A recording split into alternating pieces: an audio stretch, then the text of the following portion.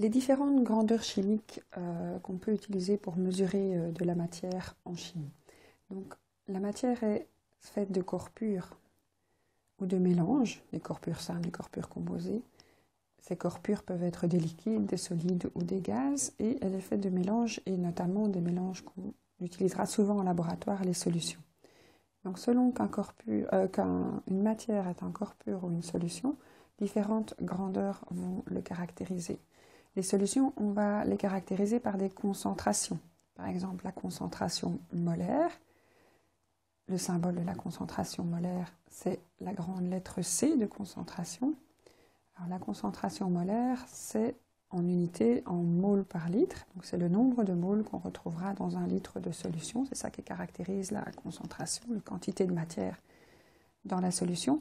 Et les unités moles par litre sont souvent abréviées par un grand M. Donc, par exemple, une solution va être une mole par litre, et on dira qu'elle est 1 molaire. Donc, c'est une écriture d'unité qui raccourcit celle-ci. Alors, les solutions, on peut aussi donner leur concentration en grammes par litre. Par exemple, une solution peut être à 50 grammes par litre.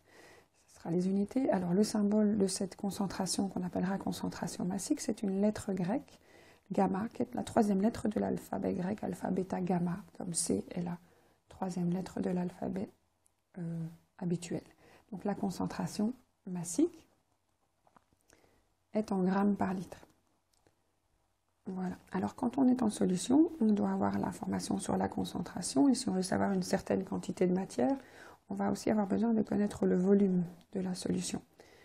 Et donc, en connaissant à la fois la concentration et le volume de la solution, un grand V, un grand S, donc volume de la solution, on donnera en litres. En litres. Voilà. Donc les grammes par litre, les moles par litre ou molaire. Donc les volumes de la solution et la concentration vont permettre de se rendre compte de la quantité de matière qu'il y a dans la solution. Donc la quantité de corps purs dissous dans une solution, donc par exemple dans un pot, on va avoir une certaine quantité de volume et selon la concentration qu'il y a dans ce pot, on va avoir une certaine quantité de corps purs dissous dans cette solution. Donc si on veut retrouver la quantité de corps purs dissous dans la solution, par exemple pour la fabriquer, on peut se rendre compte, retrouver la masse de ce corps pur dissous. Et donc la masse, ce sont des grammes. Et donc quand vous avez des grammes par litre, une information sur la concentration et que vous cherchez des grammes, vous allez faire vos grammes par litre, vous allez les écrire en dessous, vous allez les multiplier par les litres de la solution et vous allez obtenir vos grammes. Et donc, quand vous faites de la concentration massique vers la masse, quand vous voulez connaître la masse à placer pour obtenir une certaine concentration, vous allez aller dans ce sens-là, faire fois. Et inversement, quand vous avez le nombre de grammes dissous dans un certain volume, pour retrouver la concentration, vous allez faire l'opération diviser. La même opération vaut à partir de la concentration molaire. Donc, si on veut connaître le nombre de moles qu'il y a dans une solution, donc le même petit pot, la quantité de matière qu'il y a dans la solution peut être comptée et non plus pesée.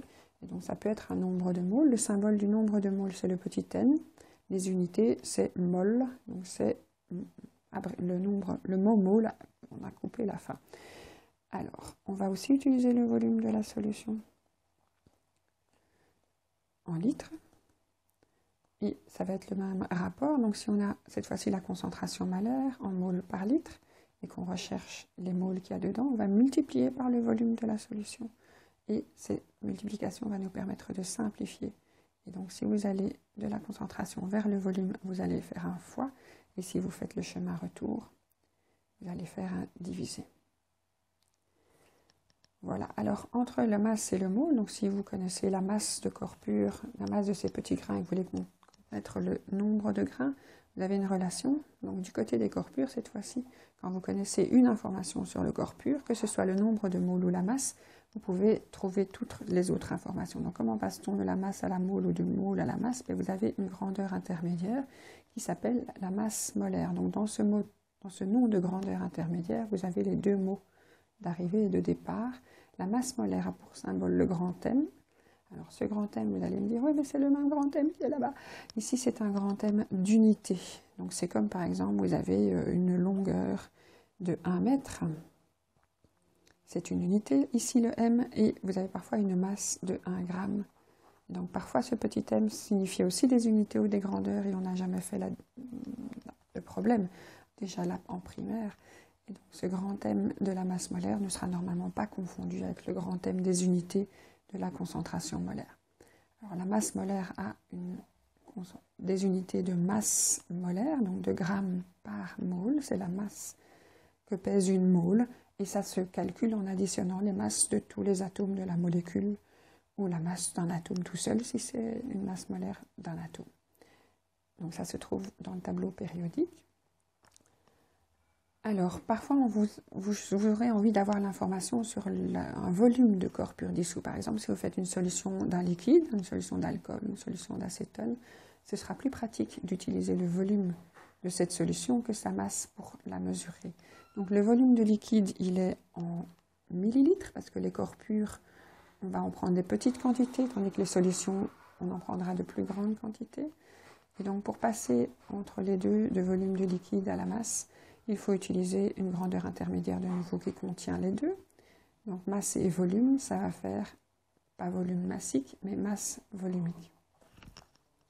La masse volumique va être avec des unités de masse gramme par volume par millilitre. Donc de nouveau, une grandeur intermédiaire qui contient les deux mots et qui contient les deux unités. Alors cette masse volumique, on ne va pas pouvoir la calculer, ça ne se regarde pas dans les tableaux périodiques, sauf pour les éléments. Donc il y a une petite colonne masse volumique des éléments, mais uniquement donc, pour les corps purs simples, élémentaires. Dès que ce sera une molécule comme de l'eau, de l'alcool, de l'acétone, les masses volumiques doivent être connues, donc données, soit recherchées sur Wikipédia. La seule que vous devrez retenir vous-même, c'est la masse volumique. Alors le symbole, j'ai oublié de le mettre, c'est la lettre grecque ρ.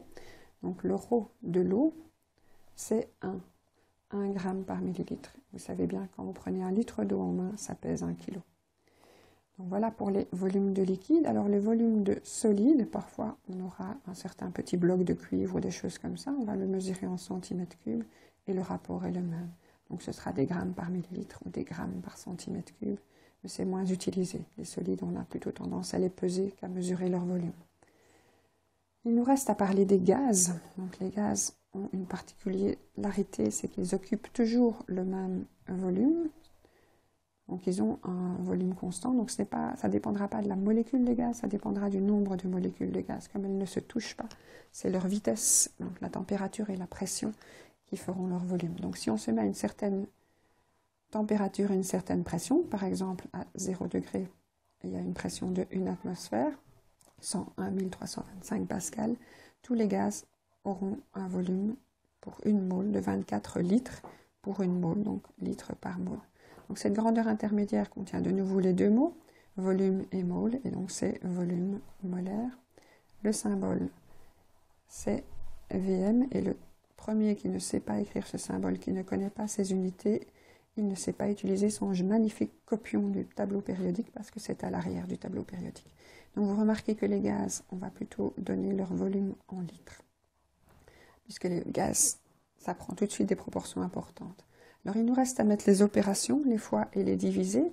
Donc quand vous allez des moles vers les grammes, vous allez multiplier par les grammes par mole, puisque vous avez des moles fois des grammes par mole, ça va vous donner les grammes. Ça donne les grammes, donc c'est un fois dans ce sens-là, et donc ce sera un divisé dans l'autre sens. Pour le volume molaire, vous allez de nouveau multiplier dans ce sens-là. Donc si vous avez les moles et que vous faites fois les litres par mole, vous allez obtenir les litres. Et donc vous faites fois vers les litres et vous faites diviser dans le retour. Ici, vous avez les grammes par millilitre et donc le fois va être dans ce sens-là. Donc si vous faites les millilitres fois les grammes par millilitre, vous aurez les grammes. Donc vous avez les grammes. Et donc le fois est dans ce sens-là et le divisé dans l'autre sens. Donc voilà pour toutes les opérations des grandeurs, ça va vous servir tout le temps. Alors on peut encore rajouter celle-ci qui est parallèle à celle-là en fait. Donc c'est la même. Entre la concentration molaire et la concentration massique, vous pouvez aussi utiliser la masse molaire. Et certaines personnes vont parfois faire des chemins détournés pour obtenir des valeurs. Donc, la masse molaire relie la concentration massique et la concentration molaire de la même façon.